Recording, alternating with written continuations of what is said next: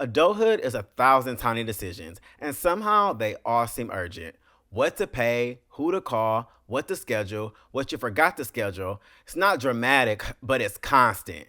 So let's talk about it. This is your Critical Crush, where we keep it cute, candid, and connected. I'm Theo, and let's get critical. I feel like when it comes to adulthood, there's just always this lingering pressure, this like lingering cloud of something you have to do. There's always a task, there's always something that needs to be done. And it just follows you everywhere. It's like this demanding little cloud. And I know a lot of us can relate to this, and millennials especially, Gen Z too. Our adulthood has so many different aspects of it. So many of us are working multiple jobs. So many of us have side hustles. So many of us right now, if you are starting a family, just started a family. So the pressure and demands are just at the highest levels.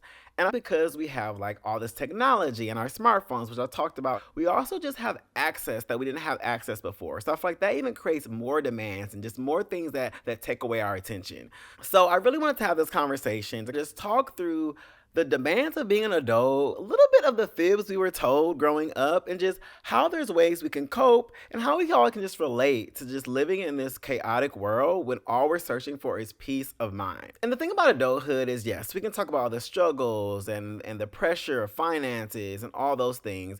But honestly, a big part of adulthood that like gets me is the accumulation of things. There's like so many small things that accumulate. It's the passwords that need to be reset. It's the bill that comes in the mail that you weren't anticipating. It's the traffic ticket that you get when you're speeding to a doctor's appointment. It's all of those things that accumulate and accumulate and just make you just want to burst at times. And don't get me wrong, I never thought being an adult was going to be easy, but ever since I turned 18, it's been like survival mode, like extreme survival mode, where it just feels like work a job, gotta pay these bills, gotta do this, gotta hit the next goal. It's just always just constant.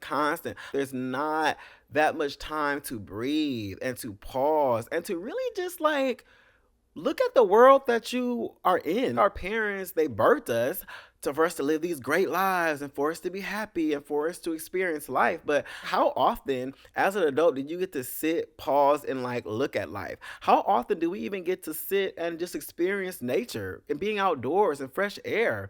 Most of us have to be cooped up in an office, or we're cooped up in our homes, working from home, at a computer, hunched over. Even if you have a fun creative job, you're on set, you're still doing things that require your attention that's away from like the nature and away from like the natural things of life. So I feel like our brains are not even in the levels of oxygen, the level of like fresh air, the levels of just like natural vibes that we're supposed to get. But on top of that, we're constantly having to navigate systems that we were never taught. And this is no fault of a lot of our parents.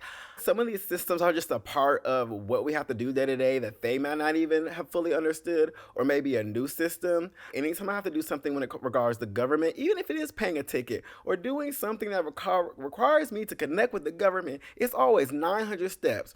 You got to go to this website, you got to click this link, and then based on your stats or based on this information about you, then you click on this link, then you go to this link, and then you click on, like, it's always 900 steps to get to the step, to get to the step, to get to the step. And I also feel like just the level of customer service, which I get it.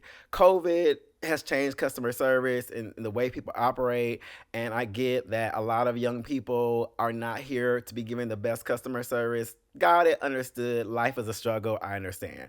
But even that takes a toll on you as an adult when you call a customer service or you call a phone hotline to get help or whatever, and you have to struggle with the person on the phone, or the person gives you false information, and then now you're thinking you receive right information, and then you do the process the wrong way, and now you're going through 100 more hoops and obstacles to just get the information you need, or just submit the thing you need to submit, or just to get the payment through. It can just become this constant cycle of frustration to where you could be having the best day ever, and by noon, you're over it. You're having like the worst day ever. I have been encountering that a lot more lately. And this is me as someone who is fully trying to work for himself, fully trying to take advantage of some things that has happened in his personal life, which I'm going to touch on eventually, but really trying to just take advantage of this time, but still hitting obstacle, stress all the time. And it's not funny, but sometimes it feels funny because it's just like you feel like the world's against you. And I just feel like we as humans really could have made this adulthood thing just a lot more tolerable. I'm not saying it has to be easy every single day and glitter and rainbows, even though that would be amazing, because animals, all they do is fuck, sleep, shit, eat. That's all they do, which that's all we should be doing. So this life could have been a lot more tolerable, but it can be a less chaotic. Like there's so many little things that just make life being an adult so much more chaotic than it needs to be. And that's why sometimes humans, we're not the most humanist when it comes to, even like, I get we're not humanist when it comes to racism and like food and hunger and things like that, but we're not even humanist when it comes to like, can we make this customer service experience better? Can we make you filing your taxes easier? I don't know, it just I feel like everything is just a struggle as adults, and we don't even try to make the tasks of it being a human easier, which I think is just wild. So yeah, so that's my little thought there about how, like, yeah, I didn't think being an adult was gonna be easy peasy lemon squeezy, but I didn't think every day was gonna be like, dang girl. I do want to touch on the financial piece a bit, because I do feel like finances are the biggest piece of the struggle of being an adult. But it's just the constant, like, with financing, it still is that same, like, navigating systems, your taxes, understanding what is my insurance I'm paying for actually doing, trying to figure out how much is this medical bill going to be when I go to the doctor, when I go to the dentist, how much am I going to have to pay, what does this cover, what doesn't this cover, when you have children, trying to understand that dynamic as well, or just getting information from people sometimes is just so difficult. I even feel like even when you go buy something, sometimes you'll see the sale is 20% off, and then you go up to the register, then it's not coming off 20% off, and then they're like, oh, that's a member discount, or that's a discount that happened on 2 days ago. It's like even that's not clear at times. Like what am I paying for this item? That's all I want to know. Like, then you're surprised at the register, and they looking at you crazy. But it's like, girl, I'm not paying full price for this. So I just think there's just levels to all of it, and there's no opt out button. And I'm not saying we want to opt out of life, but we didn't choose to be here. And for there never to be like a slow down button or a pause button, or like, dang, can I catch my breath at least button, it's just very frustrating. And that's why I hate when like baby boomers and Gen X try to always make it seem like we're so lazy and we were just so entitled. And I know they don't think that now. Y'all thought that years ago, but I wish I would say a millennial or Gen Z, or definitely a millennial, is lazy or any of that, because we got more jobs than y'all ever had. But anywho, I just feel like we don't even get a chance to breathe or pause. And therapy is our way of like pausing and breathing and feeling validated and going on vacations and experiences and just living our life and not being so pressed to be waiting till we're 65, 70 to actually enjoy and have a sense of peace or a moment of peace. So yeah, that's a little rant there. And hey, it starts when you turn 18. That's where the disconnect really starts, when you're like, oh, this is really being an adult is. But I think it really hits home when it's just like chore after task after chore after task after chore. It's just like, it's too many dang on chores and tasks every day. Like when you're working full time, then you drive home in a commute. And I know we know all of this, but like when you really think about it, then you come home and have to cook. If you're trying to be a person that actually eats well, you cook. And then you have to wash dishes or load the dishwasher, clean your kitchen, sweep the floor, like all of these things. And that's just that you live. I live by myself. So that's all I know. I haven't had a roommate since I was like 24.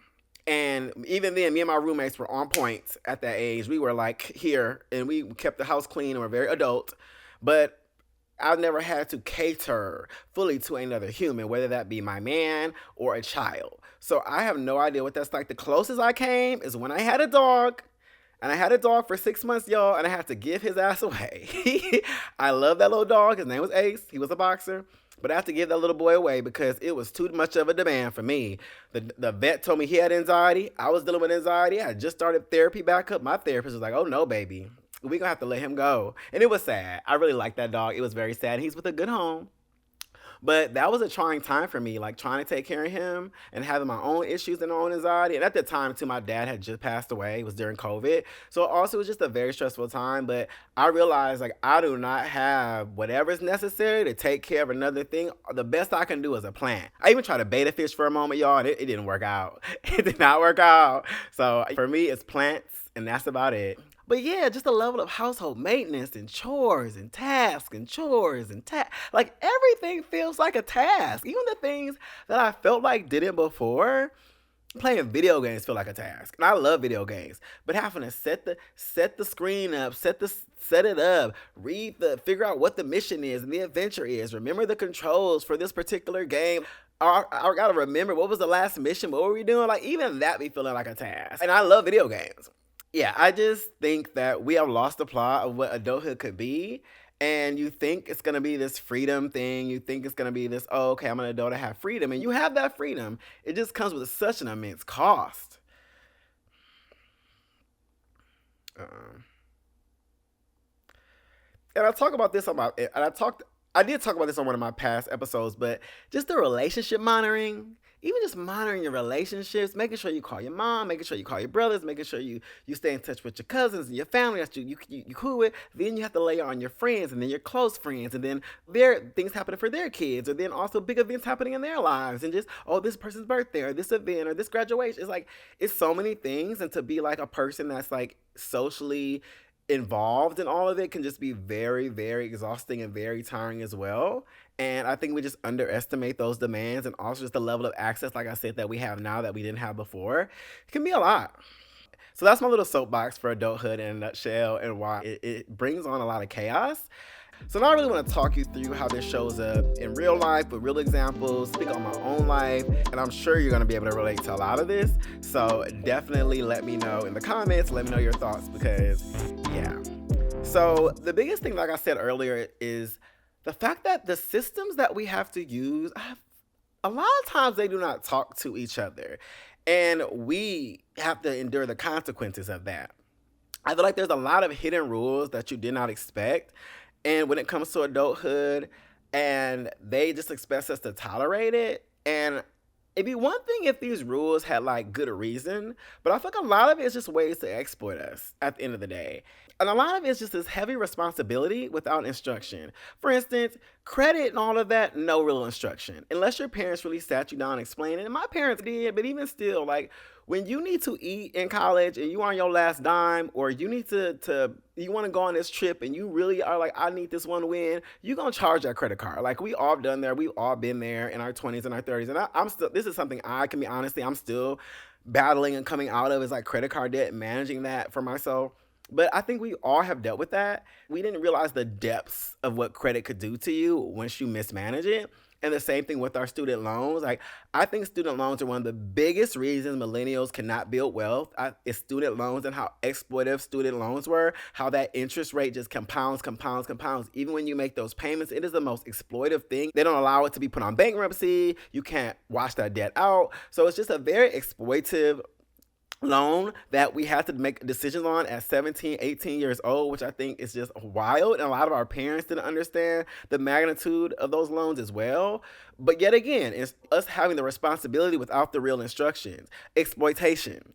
Also, the consequences without the clarity. Like if you mess up your credit, the consequences are wild. You can't get an apartment, you can't get a car, or you have to have these crazy interest rates. The consequences are just monumental.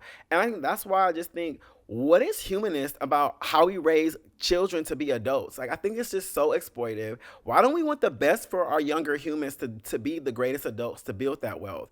And that's why I just always look at Gen X and baby boomers with a side eye. And I know it's not all of y'all, this is the generation, but the ones that live to exploit us, like, what is the final goal? Like, what is the final, at the end of the game, what do y'all want from us?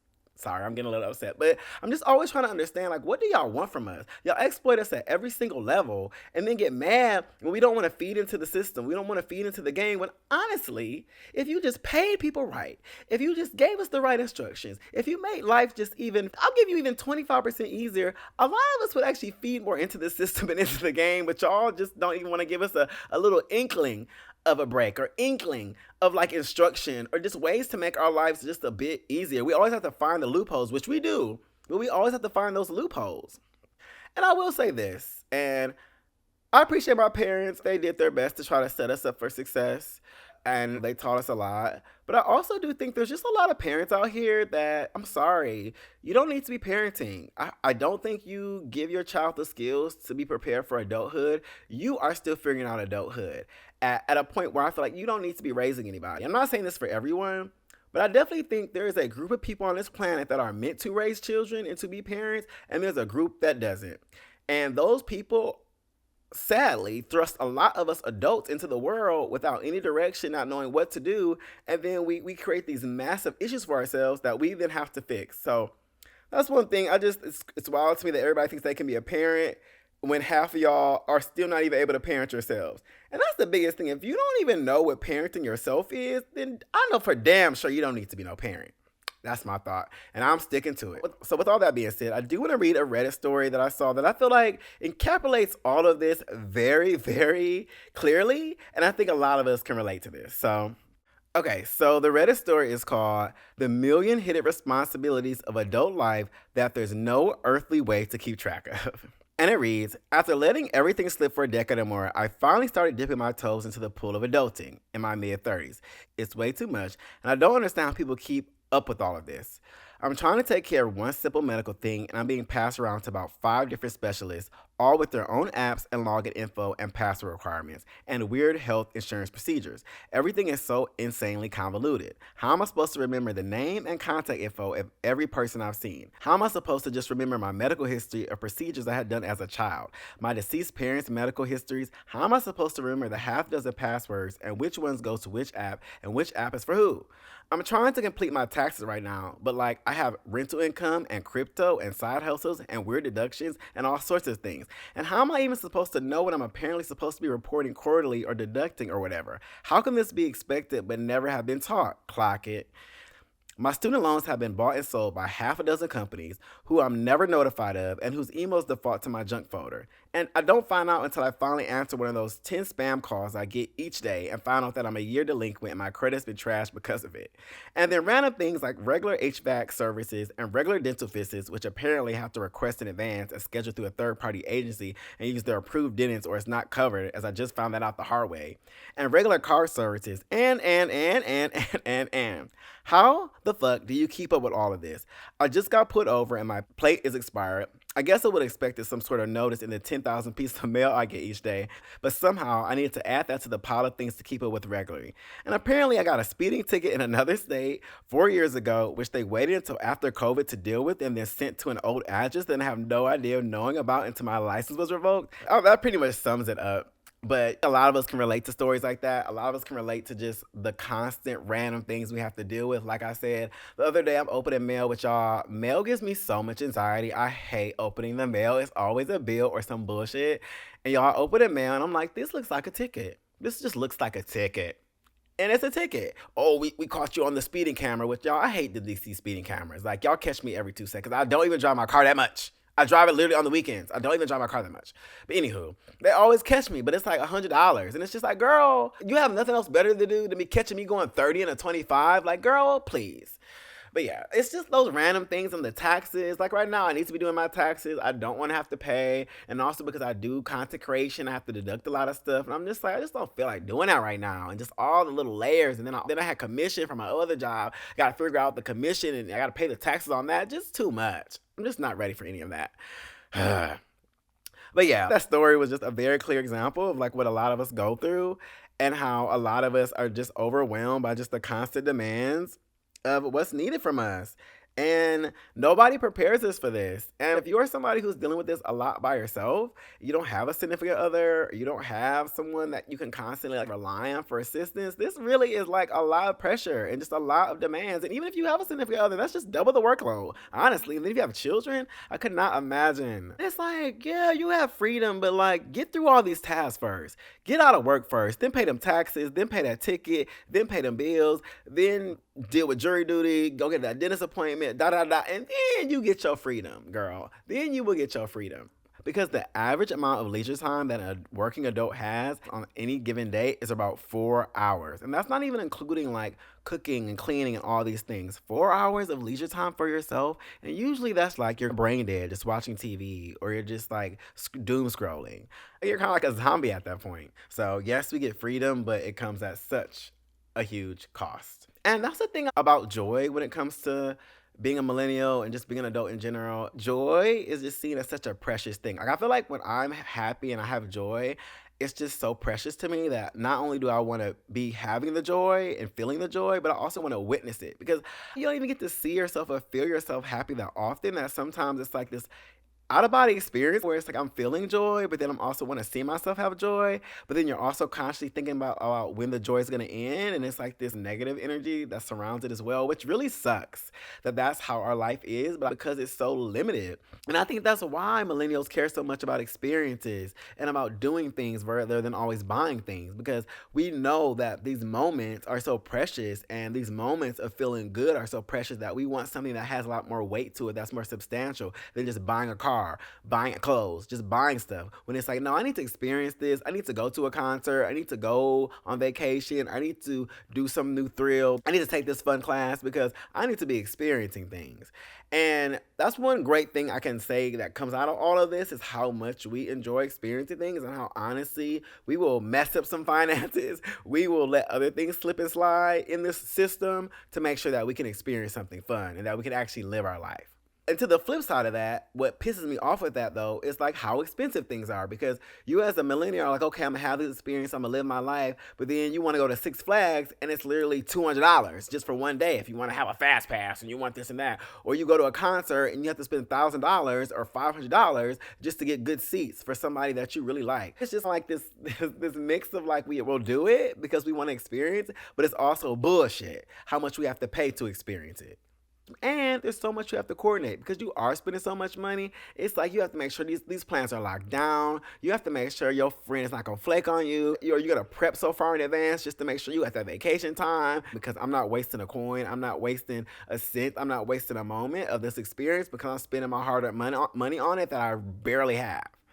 And it really makes fun not feel casual anymore. Our parents and older generation, and I feel like fun was more spontaneous. So you could be like, oh, let's take this weekend trip. Or oh, that new restaurant just opened, we just walked by. Let's walk in and just eat there. It's not that. I feel like the average restaurant, a new restaurant, you're gonna spend at least $150 each. You know, if you get a drinks and you have dinner and you have appetizers, it's like little things like that where it's like, girl, I can't just pop in a restaurant. Everything wasn't like I have to worry about the next thing that's gonna pop up and just the anxiety and that little cloud of demands hovering around you that just stops the fun and just stops the spontaneity, which sucks, but in a way, it makes us plan more. It makes us be a little bit more prepared when life is thrown at us because we know life's going to always be thrown at us. Before we wrap up, talk you through, I do want to share a story of mine just real quick where I really felt this chaos of being an adult when I was like, you know what? They playing in my face.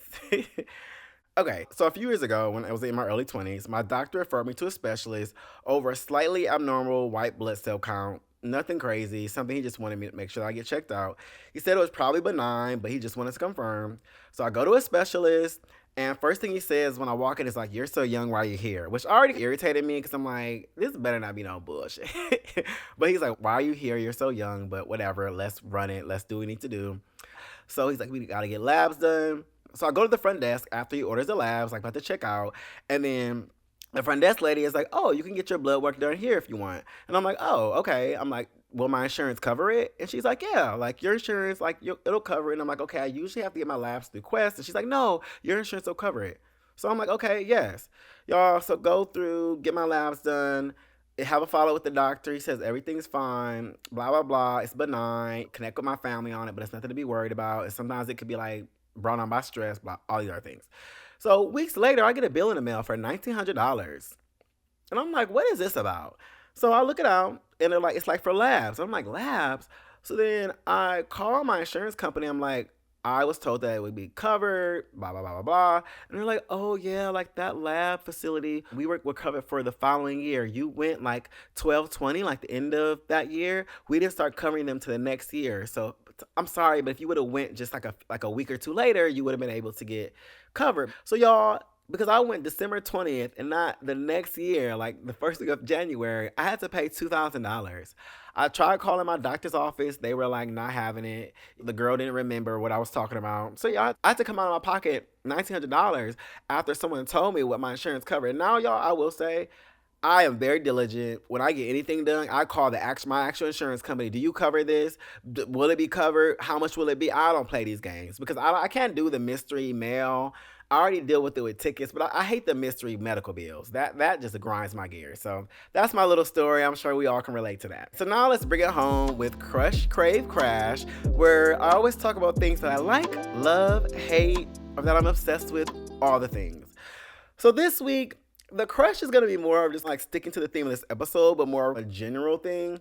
So my crush really is just emotionally regulated adults, like adults that have things in order in a way where they're not putting taxing things on top of you. They're not making your life more difficult. Being that humanist in a way where they're making your life easier and not causing more drama for your life. Chef's kiss to y'all. I love people that have their shit together. And I know it's hard in this world, but even when it's just being considerate of your friend's time and being considerate when you make plans, I just really appreciate y'all because a lot of people are not like that. And just people that don't let things escalate to nonsense, people that like get ahead of things. I know that the adult world can be chaotic, but the people that try to make it a lot simpler, a lot easier, I'm crushing on you. I love you. Please be my friend. I need more friends like that, more considerate people. I love you. I adore you. Like, cannot live in chaos, cannot live in drama all the time. Like, I'm a very peace driven person now. Anything that brings me peace, like, we're here. We're here. So, crushing all over y'all, crushing all over you. So, next is my Crave. So Crave is always something I'm like obsessed with. And y'all, this Crave, I'm really obsessed with things that bring nostalgia and things that bring like our inner childhood back. So I'm really into adult Legos, which I need to finish this set that I've been working on, but I'm really into adult Legos. I think they're amazing. I think they're so much fun. I think they just bring that inner child back out. I used to be into all those type of puzzles and 3D puzzles when I was a kid. So definitely craving that. And also I'm really into like Barbie dolls. So I collect Barbie dolls. I collect expensive ones. And when I was a kid, I wasn't allowed to really play with Barbie dolls. My mom and grandma hooked me up. They used to sneak me Barbie dolls. My dad was super against it. So I always had this fiending for Barbie dolls and just being able to have them. So I do collect them. I use them as home decor in my house. But I eventually, one day, I do want to have like a whole section in my house or a room or something that's dedicated to like collectible Barbie dolls. You can say I'm weird. You can say I'm crazy, whatever. It makes me happy. It's very therapeutic. Like when I open the box and like it's a moment that I never got for Christmas with Barbie dolls. So it just makes me feel really good inside. And also just playing old school video games. My brother got me a PlayStation 2 a couple Christmases ago, and I get to play like old school games like the original Kingdom Hearts and like old school Final Fantasy and just other little games, Crash Bandicoot, that are just really fun and just really nostalgic. DDR, Dance's Revolution. He got me the dance pad and everything. So I also just feel like playing that sometimes just brings me the joy that sometimes we get lost in the adulthood. I feel like it brings back a simpler time because I used to play video games for hours on end and not think about caring the world. I had my homework done. I was playing video games. So it just brings back those moments of just freedom as a kid and not always thinking so deep into everything. So yes, the Lego sets, the video games, collectible items, whatever your thing is, mine is Barbies and Legos, whatever your collectible item is, like I'm crushing on all of that. And I just want to send all the love to the millennials and Gen Z too out there where we're trying to find that peace every day and trying to find the nostalgia every day. The good thing is a lot of people love millennial culture and a lot of millennial culture is coming back. So the great thing is that we're getting like a reset of our childhood with some of the products and things that are like coming out and movies and all the things. And lastly, my crash, and I can't believe my crash is going to her, and it really makes me sad. It's going to Lady Gaga, and she's on tour right now. A big tour she has, and I've been seeing clips of people that are like front row or third row or like floor seats of her tour, but have obstructed views because cameramen are blocking it so she can film for her upcoming movie that's gonna be based on her tour. Now, don't get me wrong, hey, if you want to film for your movie and you want to get all that, cool. But my whole thing is like if people are spending thousands, people are saying they spend thousands or $3,000 on tickets, and you have cameramen blocking their view, and then on top of it, you're not even looking at the audience. That's what was pissing me off. On top of it, you are not even looking at the audience, girl. You are just looking at the camera. You are not fazed by the audience. Like you're singing full on like Paparazzi was my favorite song. I saw a clip, y'all, singing full on Paparazzi. The cameraman blocking the entire view, y'all. I would have been so pissed.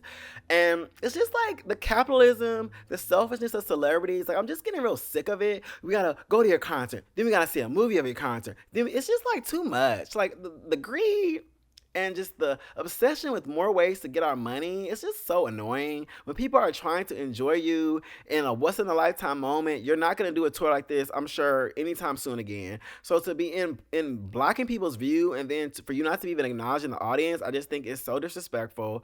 So hopefully she comes out with an apology. And I love Lady Gaga and I love her music, but that was just very disappointing and sad. It just, I don't know, it's like moments like that happen, and it does make me feel like we've been living in a dystopian society where everybody cares about money and nobody cares about humans anymore. Because when you see the clips, they're disturbing how much she is just focused on that camera and not focused on the audience. Now, my brother did let me know that there was rumors that some people knew they were buying tickets where she was gonna be filming her movie. But the response online and the amount of people that were upset, and honestly, I don't care. If I spend $3,000 or $2,000 tickets and you're blocking my view, girl, I'm sorry. That's just weird to me. And Beyonce and Taylor Swift knew how to set them cameras up that were swinging from strings to make sure they were able to capture what they needed for their movie. So it can be done, girl. Yeah. So that's my crush crave crash of the week. Let me know what your thoughts are. Let me know if you agree. Let me know what your crush craves or crashes are of the week. Hopefully, not so many crashes and more crushes and craves. Okay, so I always like to end with my critical question. And my critical question this week is, what part of adulthood caught you off guard the most? And what are you doing to protect your peace inside of it? Like I said, I kind of explained. I'll try to dip into my nostalgia as much as I can. I love healing my inner child. Anime, video games, all the things, the Barbie dolls, the puzzles, all the things. I'm also very much someone who I love music. I will transcend into music and dance. I'm the type of person I will dance in my underwear in the mirror for like 2-3 hours and just feel the music, hit a little weed and just feel the music. So that's one way I really feel peaceful as well. I also just think sometimes just having a really good talk and chat with a friend. Sometimes when it's not about nothing serious, when it's just goofing, I think that's also just a way that I like to like cope with all the nonsense. Like kind of escape in a way that's not detrimental to my health. Yeah, so that's my little take on that. Sit with it, feel it, do what you want with it, drop it in the comments or not. And ultimately, I just hope everybody's staying safe out there. There's a lot going on in the world. There's a lot of drama going on in the world, and I know it can be tough sometimes to just find the little joy and the little bits of happiness. But I hope that you can, and I hope that you do, and just sending all the love and as much positive energy that I can out there. So with that said, as always, stay cute, stay curious, and keep it critical.